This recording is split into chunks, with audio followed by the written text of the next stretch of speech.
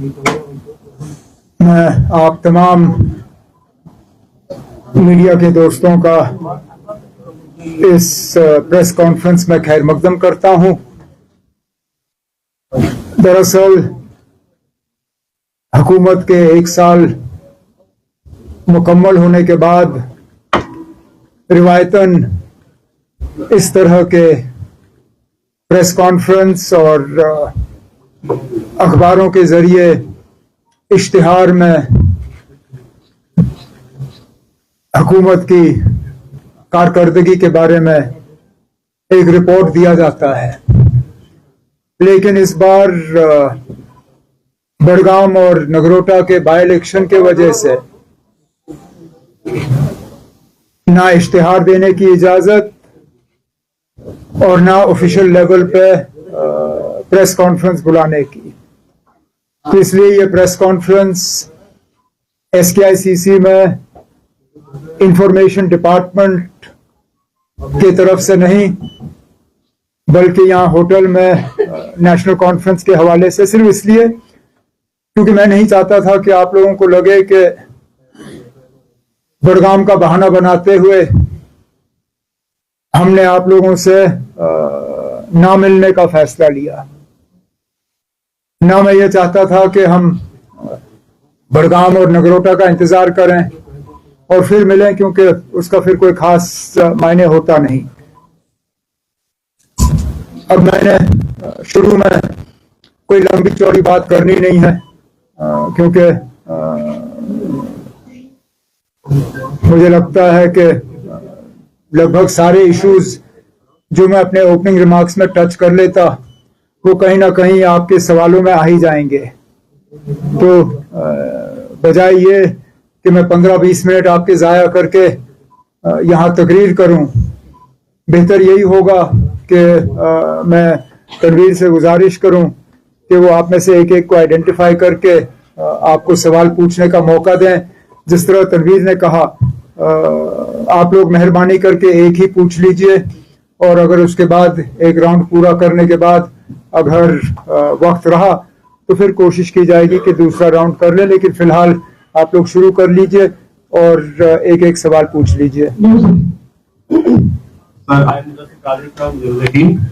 Sir, मेरा सवाल है, हालांकि सबका सवाल ये होगा कि जो मच एवेटेड है, जो कैंडिडेट्स अभी आपने नॉमिनेट नहीं किए हैं, तो उनका नाम कब तक जाहिर करेंगे आप? और दूसरा, जो नगरोटा बाई इलेक्शन है, तो वहां पर कांग्रेस के साथ कोई शराकतदारी हुई है क्या? वो सीट ऑफ बैठक छोड़ेंगे?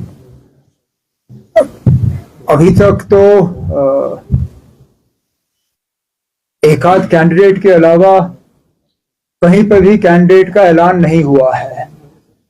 जहां तक मैं जानता हूं बीजेपी ने शायद एक कैंडिडेट का ऐलान किया, लेकिन उसके बाद मैंने कहीं सोशल मीडिया पे पढ़ा कि उनके घर वालों ने कहा कि इनका नाम कैसे इस्तेमाल हुआ, ये तो उस तंजीम के साथ ताल्लुक भी नहीं रखते। अब सही क्या है गलत क्या है वो मैं नहीं जानता हूं, लेकिन हमारे पास अभी है 2-3 दिन। पार्टी में मशवरा चल रहा है, बातचीत चल रही है, और मुझे लगता है अगले 24 घंटे या 48 घंटे में हम अपना उम्मीदवार आपके सामने पेश करेंगे और वो अपने नामजदगी के कागज जो है भरेंगे। जहां तक नगरोटा के हवाले से आपने सवाल पूछा, ये सही है कि पार्टी के तरफ से फॉर्मली कांग्रेस को हमने अप्रोच किया है कि अगर वो नगरोटा का सीट लड़ना पसंद करेंगे तो हम सीट उनके लिए छोड़ने के लिए तैयार हैं। इस बात के बावजूद कि पिछली बार 1 साल पहले ये सीट हमने लड़ी थी, और जब 2014 में असेंबली इलेक्शन हुए थे तब नेशनल कॉन्फ्रेंस के हवाले से ये सीट जीती गई थी। लेकिन क्योंकि हमारा अलायंस है कांग्रेस के साथ और हम चाहते हैं कि जम्मू में उनका एक अच्छा खासा बेस बने, तो अगर वो जम्मू में इलेक्शन लड़ने के लिए तैयार हैं हमें कोई एतराज नहीं होगा। न सिर्फ हम उनके लिए सीट छोड़ेंगे बल्कि पूरी मेहनत करेंगे कि वो वहां से कामयाब हो जाएं। बिल्कुल। मैं एक सवाल यहाँ से फिर उसके बाद यहाँ साहब, 1 साल हो गया सरकार को। अभी तक अगर हम बात करें जो हर्डल्स इस दौरान आई हैं, उस पर ज्यादा हम बात नहीं करेंगे, लेकिन जो एक उम्मीद है जो कि सुप्रीम कोर्ट में अब इस पे हियरिंग होने वाली है स्टेट रूल के हवाले से, क्या आपको लगता है कि जिस सुप्रीम कोर्ट ने यहाँ 270 खत्म करने का भी वो रहा, क्या आपको लगता है कि वहां से कोई उम्मीदें की जा सकती हैं स्टेट रूल को रेस्टोर करने के हवाले से? उम्मीद तो हमें करनी चाहिए, लेकिन ये भी दुरुस्त है कि जिस तरह स्टेटहुड को कहीं ना कहीं पहलगाम के साथ भी जोड़ने की कोशिश की जा रही है, वो जम्मू कश्मीर के लोगों के साथ सरासर नाइंसाफी है। क्योंकि पहलगाम में जो हुआ उसके लिए इलेक्टेड हुकूमत कसूरवार नहीं है। जम्मू कश्मीर के लोगों ने भी उसका साथ नहीं दिया। जो लोग पहलगाम के हमले के जिन पे पहलगाम के हमले का इल्जाम लगा, जिनको फिर उसके बाद एनकाउंटर में मारा गया, उनमें से कोई भी जम्मू कश्मीर से नहीं था, सब बाहर से थे। तो इन सब चीजों को लेने के बाद अगर कि ये फिर बात आ जाती है कि स्टेटहुड पे बात करने के दौरान हमें पहलगाम का भी सोचना चाहिए, तो मुझे लगता है हमारे साथ सरासर नाइंसाफी है। जम्मू कश्मीर के लोगों के साथ चलिए सियासी मैदान में जो बात हुई मैं उस पर नहीं जाऊंगा। कम से कम पार्लियामेंट में और सुप्रीम कोर्ट ऑफ इंडिया में बार बार ये कहा गया कि 3 step process, delimitation, election, statehood. उस स्टेटहुड में ये नहीं कहा गया कि कोई इफ्स होंगे, बट्स होंगे, ये होगा वो होगा। कहा कि ये 3 कदम है, 2 कदम मुकम्मल हो गए, तीसरा कदम अभी बाकी है। अब हम उम्मीद करेंगे कि वो जल्द से जल्द पूरा हो जाए और यहाँ की हुकूमत को पूरी तरह से एम्पावर किया जाए ताकि हम अपना काम जो है पूरा कर सकें। क्योंकि आपने परसों जो जम्मू में प्रेस कॉन्फ्रेंस की थी उसमें क्रिटिसिज्म काफी ज्यादा हो रहा है मीटर्स को लेकर, तो उस पर क्या आप कुछ डिफेंड करेंगे? क्योंकि यहाँ पर देखिए अब यहाँ पर आपने जो इलेक्शन से पहले वादे किए थे कहीं ना कहीं उसमें हमने आप हमारा मंशूर देखिए ना, अब हमने कहीं मंशूर में मीटर्स को निकालने की बात नहीं की ना, कहीं पे भी नहीं।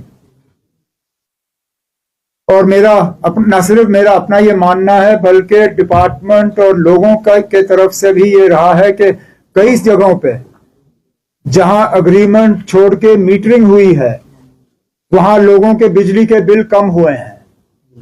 मीटर लगने से बिजली का सप्लाई बेहतर हुआ है। और सबसे बड़ी बात, हमने जो अपने मंशूर में वादा किया है 200 यूनिट्स का, वो तभी मुमकिन होगा जबकि हम मीटर लगा के वो यूनिट मेजर कर सकें। अग्रीमेंट पे अगर आज मैं 200 यूनिट की बात कर भी लूं तो जिन लोगों के घर में मीटर नहीं लगे हैं उनको ये लागू ही नहीं होगा, क्योंकि हमें पता नहीं है उनके घर में कितने यूनिट बिजली जा रही है। तो क्रिटिसिज्म जिन लोगों को करना होता है वो तो रिवायतन कर ही लेंगे, लेकिन मेरी हमेशा ये कोशिश रही है और पहले दिन से हमारी कोशिश रही कि मीटर लगाने के बाद सप्लाई में खराबी नहीं, सप्लाई में बेहतरी आनी चाहिए। लोगों को पहले बेहतर निजाम मिले, उसके बाद मीटर मिले। और पिछले साल सर्दियों के बाद, सर्दियों को लेके आप सबों ने देखा ना, आपके डिपार्टमेंट की तरफ से मुकम्मल कोशिश हुई कि बिजली के सप्लाई में कम से कम जो है कटौती हो, कम से कम सिस्टम जो है वो बंद रहे। इस दौरान जब फ्लड्स हुए पिछले महीने, उसमें भी डिपार्टमेंट की मुकम्मल कोशिश रही कि बिजली का सप्लाई जो है जल्द से जल्द दोबारा रिस्टोर हो। तो मैं फिर इस बात पे आता हूं कि जिनको क्रिटिसाइज करना है वो करें, मुझे उससे कोई घबराहट नहीं। मेरी यही कोशिश है कि लोगों को कम कीमत पे बेहतर सप्लाई बिजली का मिले और जो हमने अपने मंशूर में वादा किया है उसके लिए इंफ्रास्ट्रक्चर तैयार हो ताकि दोनों 200 यूनिट जो है नापे जाए और उसके बाद हम इस वादे को पूरा कर सकें। आपकी जो एक जमात है वो आपके ऊपर इल्जाम आयद करेगी। एक सेकंड, आपको किसी ने बुलाया नहीं ना, जब आपको बुलाया जाएगा तब। उमर साहब, Shakir Shabir Bhat from the mandate news. आपने जम्मू प्रेस कॉन्फ्रेंस में रिमार्क दिए कि आपके रिश्तेदार है बुखार रोड पे, उन्हें भी स्मार्ट मीटर लगा के है, लेकिन जिन लोगों ने वोट दिया उनमें गरीब आवाम भी है। गरीब आवाम ये सवाल पूछना चाहता है, इलेक्शन से पहले ये क्यों नहीं कहा गया? इलेक्शन से पहले अगर आपको भी याद होगा ये कहा गया कि असेंबली इंतखाबात होने दीजिए, फिर देखते हैं कि कौन और कैसे स्मार्ट मीटर्स लगा सकते हैं। इस बारे में मैंने अभी जवाब दिया। आप बोलने लगे, आप क्यों अपने साथियों का वक्त जाया कर रहे हो ना? आप वही सवाल करिए, चलिए आगे ना। गरीब मैंने आपसे पहले ही कहा ना, गरीबों को लेके हमारा ये तजुर्बा रहा है कि जो लोग ईमानदारी से अपने लोड का असेसमेंट कराते हैं, जिनमें सबसे ज्यादा गरीब लोग हैं, उनके बिजली के बिल स्मार्ट मीटर लगने के बाद कम हो जाते हैं, बढ़ते नहीं हैं। बिजली का सप्लाई बेहतर होता है। और जिन गरीबों की आप बात कर रहे हैं, उनको हम ये 200 यूनिट जो है पहुंचाना चाहते हैं, लेकिन बिना मीटर के 200 यूनिट नहीं पहुंचेंगे। ये सारा जुड़ा हुआ है। बिलें कम हो, लोगों के ऊपर दबाव कम हो और बेहतर सप्लाई हो, यही हमारी कोशिश है। और इस कोशिश में काफी हद तक जो है हम कामयाब हो गए हैं। एक सवाल इधर से, उसके बाद हम वापस आएंगे। I am Ishfaq from Outlook magazine. I just wanted to ask that there are reports that RBI category quota is being slashed. And another, What category? the RBI category quota has been slashed in order to rationalize the reservation for the open merit category. And another thing I would like you to comment on the removal of security of the Deputy Chief Minister. Look, I won't comment on either of the two things. One, because there is no point getting into speculation. The only people who know what has been proposed in this are the members of the cabinet. And therefore, to speculate about what is being slashed, what is being cut, would not be correct at this point in time. The cabinet subcommittee's report has been accepted by the cabinet. The department has been asked to prepare a memo for cabinet's approval. This will then go to the Lieutenant Governor, as all cabinet decisions go. And therefore, for me now, before the memo has even reached the Lieutenant Governor, to start discussing the contents of that memo would be incorrect. So that is one. Secondly, as far as the security of the Honorable Deputy Chief Minister is concerned, that is for the police to answer. How is it that for a year there was a threat and suddenly the threat has disappeared? On what basis was he given this level of security for 1 year and now that security taken away? I am not the Home Minister of Jammu and Kashmir. I do hope that in the not too distant future, all those powers will be restored to us. But for now, this is a question, perhaps on the 21st of October, Police Martyrs Day, when you're all at Zevan, the DG will be there. Please ask the DG to comment on the security, or when you meet the Lieutenant Governor, because he looks after security and law and order. Please ask them to comment on the security of the Deputy Chief Minister. Sir, मैं आपके हूँ जेके media group से। Sir कुछ ही दिनों के बाद अब यहाँ पे असेंबली सेशन लगने वाला है। कल ऑनरेबल स्पीकर ने एक मीटिंग ली है जर्नलिस्ट की, लेकिन उसमें बताया गया कि जो भी एक्रीडेटेड जर्नलिस्ट है उनको अलाउ किया जाएगा, लेकिन कई सारे यहाँ पे भी हैं जो नॉन एक्रीडेटेड जर्नलिस्ट। पिछले बार यहाँ पे सेशन हुआ तो सबों को अलाउ किया गया है जिसने अप्लाई किया था, लेकिन इस बार डिस्क्रिमिनेशन की। चलिए, आपके तरफ से हालांकि ये बात आपको स्पीकर साहब से करनी चाहिए थी, लेकिन अब आपने ये बात उठाई तो आपके तरफ से as leader of the house मैं स्पीकर साहब तक ये बात पहुंचा दूंगा और उनसे गुजारिश करूंगा कि जो पिछले श्रीनगर के सेशन में जो रहा, जो जम्मू के सेशन में रहा, बजट सेशन में, वही यहाँ श्रीनगर के सेशन में रहना चाहिए। क्योंकि यहाँ स्पीकर नहीं पहुंचेगा, आप प्लीज पूछिए। जस्ट फॉर 1 मिनट जी। सर, आपने अभी बताया कि 200 यूनिट हम तब दे सकते हैं जब मीटर पाएंगे, तो सम एक्सटेंट ये सही बात है कि कैसे हम मीटर करेंगे। रही बात, अब मैनिफेस्टो में आपने सर बताया था कि हम 12-11 सिलेंडर दे देंगे हर महीने के, और राशि देंगे 10-10 केजी। सर व्हाट अबाउट करेंगे ना, करेंगे। There are certain difficulties in our way. We are committed to implementing our manifesto. We have made a start in a number of areas where we had made promises to the people. As I have said before, and I will continue to maintain, our manifesto was for 5 years. It was not a 6-month manifesto. It was not a 1-month manifesto, not a 1-year manifesto. We are committed to our manifesto, and inshallah, over time, we will fulfill it. In my PTI. what we have been, as a neutral observer, what we have been seeing, that the state would seem to be. You actually have neutral observers amongst you. No, I'm not. You are, but chaliye, that's a conversation for another day. Bolo. This state would seem to be elusive. Well, of course it's elusive. If it had not been elusive, we would have had it by now. The question that follows is, the hands of BJP together. No. No. And I think if the BJP, if that is the deal that is to be struck with the people, then the BJP should be honest. BJP in its manifesto or in its promises to Parliament and to the Supreme Court never said that statehood is dependent on the BJP coming to power in Jammu and Kashmir. If that is the case, then I think the BJP should be honest. They should tell us that so long as there is a non-BJP government in Jammu and Kashmir, you will not get statehood. Then we'll decide what we want to do. But tying up with the BJP or an alliance with the BJP is out of the question. We've already seen how much that has destroyed Jammu and Kashmir. An unnecessary alliance between the PDP and the BJP was born in 2015. We are still suffering the after effects of that. I have no intention of repeating mistakes that other people have made. This is Mausum from ETV Bharat. National Conference bagged 35 seats in the last year election, and including 8 seats from Srinagar alone. But none of the legislators from the 8 constituencies in Srinagar were inducted in the Council of Ministers. So there's a growing perception that the National Conference is ignoring or sidelining its core base in the rally, including Srinagar. How would you like to respond on this?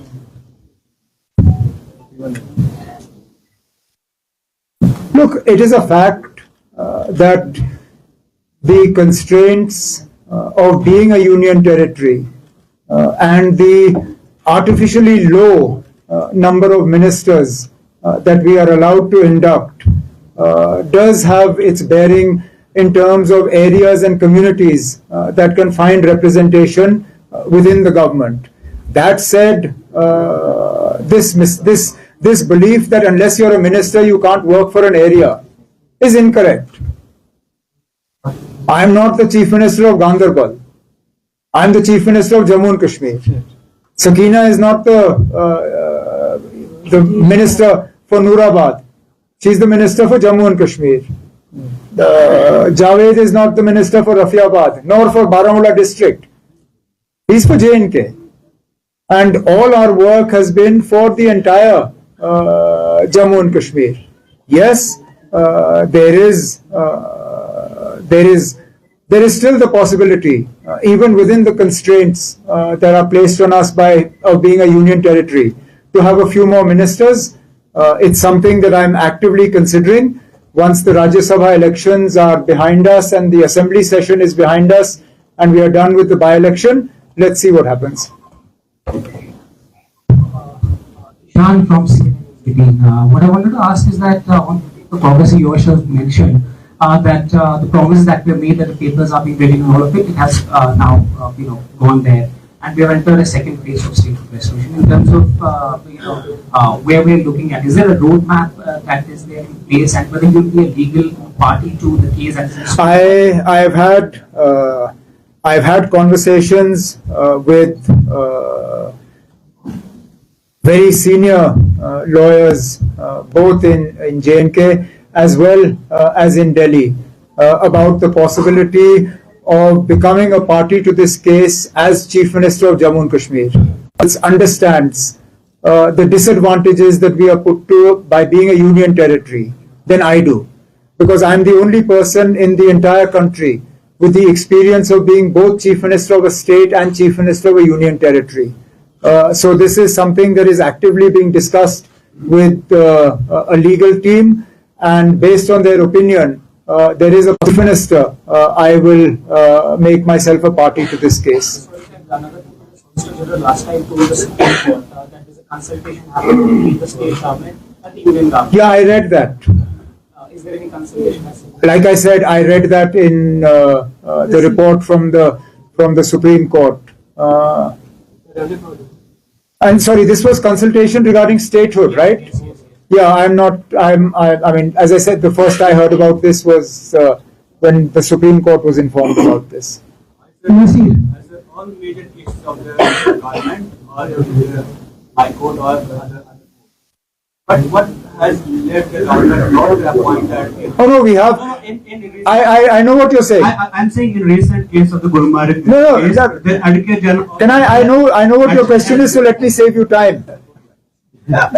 We appointed an Advocate General. We appointed one within days of coming to power. In fact, we asked the existing Advocate General to continue. He was stopped from attending work. Now, why he was stopped from attending work, I don't know. But he was categorically told not to attend office. So as of now, technically we have an Advocate General. The Advocate General just hasn't been allowed to work. Now, I believe, and this is where sort of the absence of clarity on our business rules, I believe that the authority to appoint an Advocate General is with the elected government. There are some who disagree. But we continue to press this case. We are also pressing for clarity on the business rules that were cleared by the Cabinet in March of this year. Hopefully, when those go ahead, we will be able to address this. But the absence of an Advocate General is not good for us.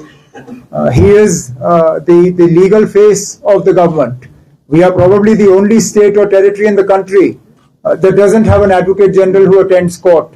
It's only the AAG who does this. And even there, oftentimes I think the AAG is confused as to where he should take his instructions from. एक दो सवाल यहाँ से लेते हैं, उसके बाद जी मैं शफीक फ्रॉम देशबंधु, आपकी जो मुखालिफ जमात से है वो आपके ऊपर इल्जाम खारिज करते हैं कि ये जो भी वादे करते हैं इसके कुछ की बहाली को लेकर या 11,370 को वापसी को लेकर। हम आप मुझे ये बताइए ना, हम इसमें पीछे कहाँ रहे? एक साल पहले जब पहला सेशन हुआ श्रीनगर में, हमने जम्मू कश्मीर के स्पेशल स्टेटस और कॉन्स्टिट्यूशनल गारंटीज को लेके असेंबली में रेजोल्यूशन पास कराया। वो रेजोल्यूशन हमने मरकज की हुकूमत को भेजा। वो रेजोल्यूशन आज भी कायम है। उसको ना डिसमिस किया गया, ना रद्दी की टोकरी में फेंका गया। कभी ना कभी इस हुकूमत के साथ नहीं तो इसके बाद जो हुकूमत आती है उस हुकूमत के साथ वो बहस या बातचीत के लिए एक बुनियाद बनती है। हुआ जम्मू कश्मीर के खसूसी दर्जे के बारे में, जहां तक स्टेटहुड के हवाले से हमने बात की, पहले कैबिनेट मीटिंग में स्टेटहुड की बहाली का पहला रेजोल्यूशन वहां से पास हुआ। मैंने खुद दिल्ली जाके वजीर आजम साहब के हाथ में डाला। हुआ वो वादा भी हमारा पूरा। लेकिन ये इल्जाम बदकिस्मती से वो लोग लगाते हैं जो अपना सबसे बड़ा धोखा भूले नहीं। उन्होंने 2014 में वोट मांगे बीजेपी को बाहर रखने के लिए और फिर इलेक्शन के नतीजे आने के फौरन बाद बीजेपी के साथ उन्होंने हाथ मिलाया। अब उतना बड़ा धोखा करने वाले लोग हमारे ऊपर इल्जाम लगाएं, मुझे लगता है वो थोड़ा सा गलत है। आप पूछिए, उसके बाद हम यहाँ जाएंगे। Sir, I have one question regarding Budgam. 1977 से बडगाम कॉन्स्टिट्यूंसी जो है उसे Jammu Kashmir national conference represent की और वो आपका स्ट्रॉन्ग होल्ड रहा है वहाँ। अगर वहाँ के सीनियर लीडर की बात करें आगा सैयद महमूद, न कि उनके घराने के साथ या जो भी उनकी फैमिली है उनके घराने के साथ आपके 7 सेगमेंट्स में वोट जुड़े हैं। जड़ीबल की बात करें, सोनावारी की बात करें या बाकी जो आप सवाल पूछ रहे हैं या आगा महमूद साहब के लिए मैंडेट मांग रहे हैं? सवाल ये है कि अगर उसके बगैर कोई वहाँ पे कैंडिडेट होगा, क्या आपको लग रहा है कि ये कौन सा सवाल हुआ? आप तो किसी के मैंडेट की सिफारिश कर रहे हो ना? नो ना, you are here representing an individual. No, I am not representing him sir. मैं जस्ट आपको सवाल कर रहा हूँ, क्या सर मुंतजिर मजीद का अपनी पार्टी से निकलना सर वहाँ के मैंडेट की कड़ी है? मैंने ना पहले ही आपसे कहा, तंजीम के अंदर मशवरे का सिलसिला चल रहा है। अगले 24-48 घंटे में हम उम्मीदवार का फैसला करके आपके सामने रखेंगे। तब तक हमें क्लैरिटी होगी कि नगरोटा की सीट पे अगर कांग्रेस लड़ने के लिए तैयार है तो वो भी अपने उम्मीदवार का ऐलान करेंगे और इंशाल्लाह संडे या मंडे तक जो है, वो वैसे भी मंडे लास्ट डे है, नामजदगी के कागज जो है भरे जाएंगे और कैंपेन का सिलसिला शुरू होगा। आखिरी 2 सवाल किए हैं, सोचते No, take some time. Take your time. Don't rush. It's fine. एक फिर बाद में आ जाएंगे ना। मैंने पहले कहा एक। सर, 5 अगस्त के बाद मरकजी सरकार जो दिल्ली सरकार है, ये इसमें कोई शक नहीं है कि यहाँ पर 5 अगस्त के बाद हजारों की तादाद में मुकामी और गैर मकामी सयाह आए। गैर मकामी सयाह है वो आप लाए। लेकिन जब से पहलगाम अटैक हुआ तब से आपने खुद भी देखा होगा कि सयाहों में जो है कमी आ रही है, चाहे मुकामी सयाह है, गैर मुकामी सयाह या गैर मुल्की सयाह है। लेकिन 5 अगस्त से पहलगाम अटैक तक मरकजी सरकार ने बहुत ज्यादा कोशिश की थी यहाँ पर सयाह है, लेकिन पहलगाम अटैक के बाद मरकजी सरकार का कोई मेजर स्टेप हमने नहीं देखा कि यहाँ पर टूरिज्म को से रिवाइव किया जाए।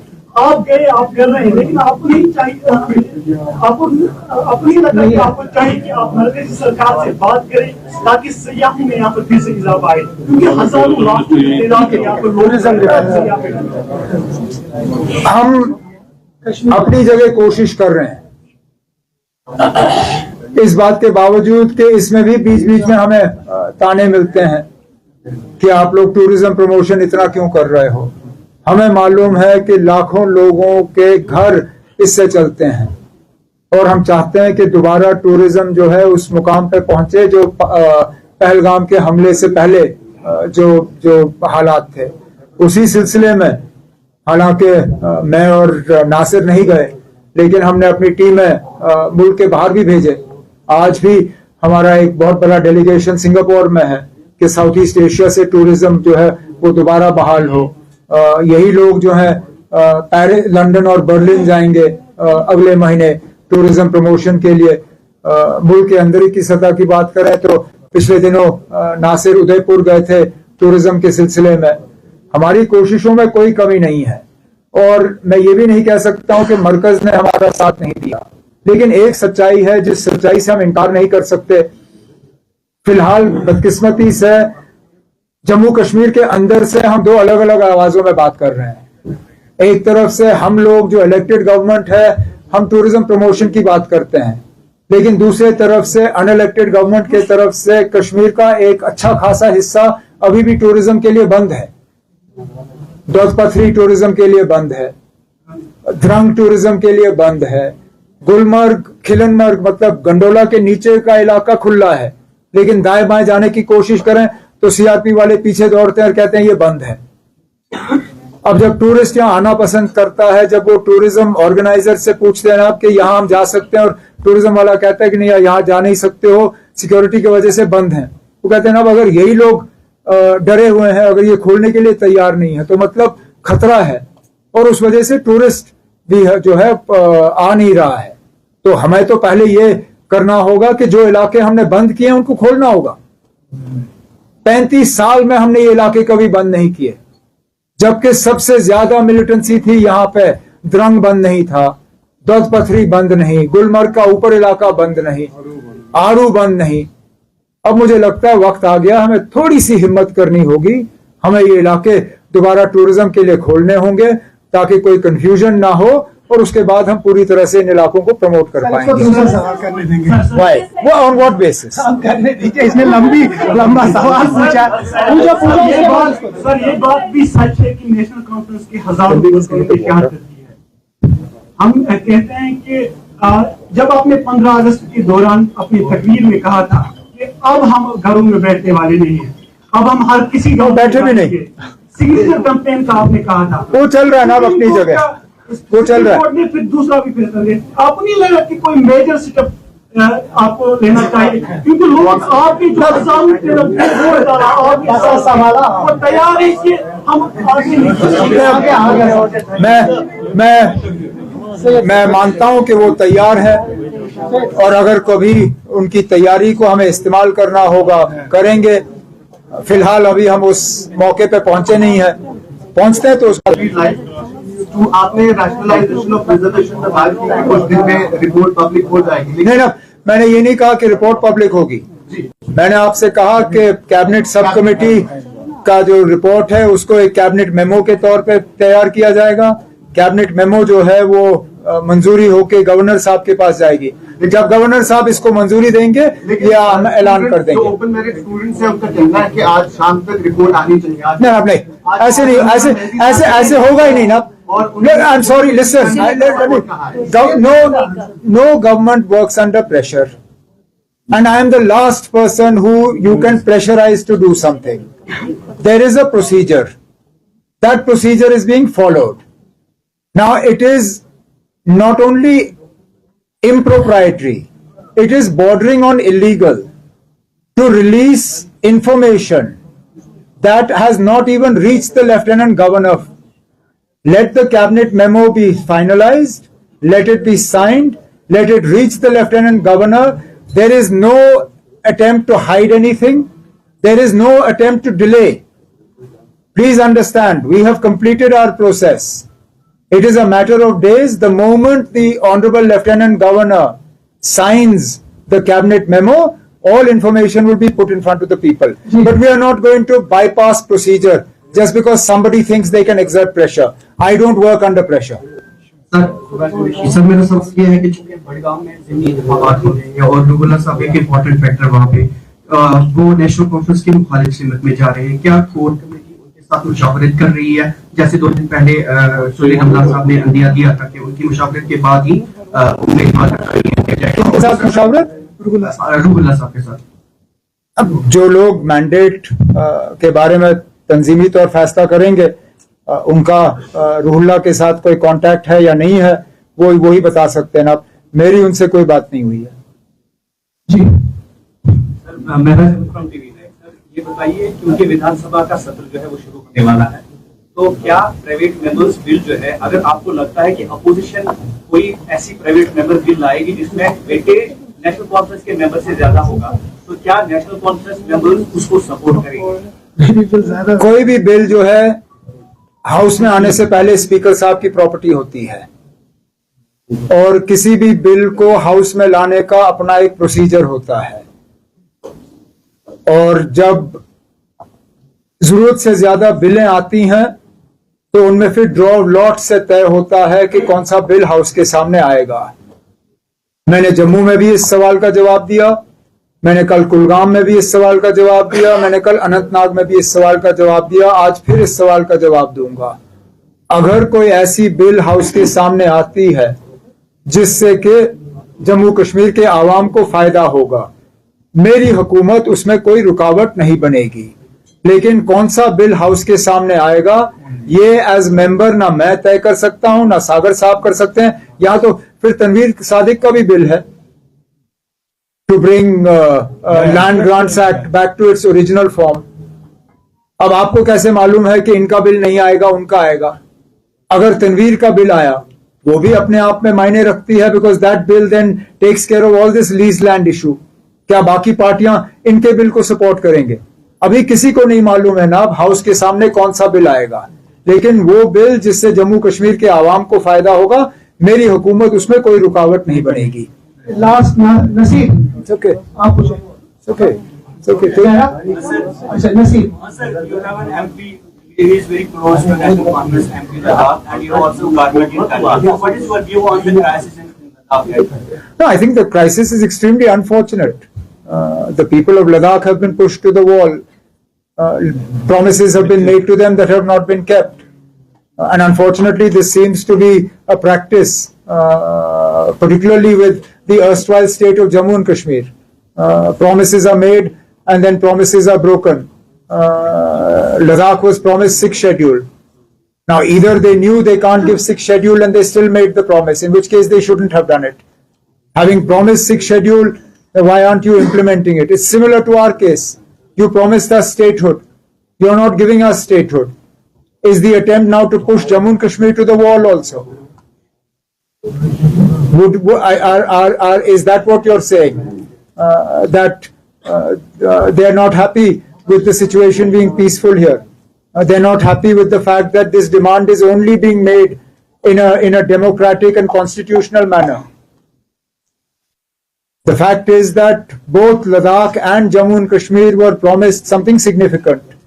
All we want is those promises kept. The promise made to Ladakh should be kept, and the promise made to Jammu and Kashmir should be kept. आप पूछो। बड़गाम और बिजली के बगैर कुछ और अच्छा चलो सकीना आपकी बारी। हाँ श्योर, पूछ लो। एक सेकंड, कौन पूछ रहा है? एक सेकंड आप ये मुझे आपसे एक सवाल पूछना है। जैसे कि आपको पता है पिछले साल हमारे साहब की सरकार ने ट्रांसपोर्ट प्रोवाइड किया है, तो हमारी जो बहनें हैं कि जो ड्रॉपआउट ग्राफ है और जो लिटरेसी रेट है क्या वो बढ़ गया है?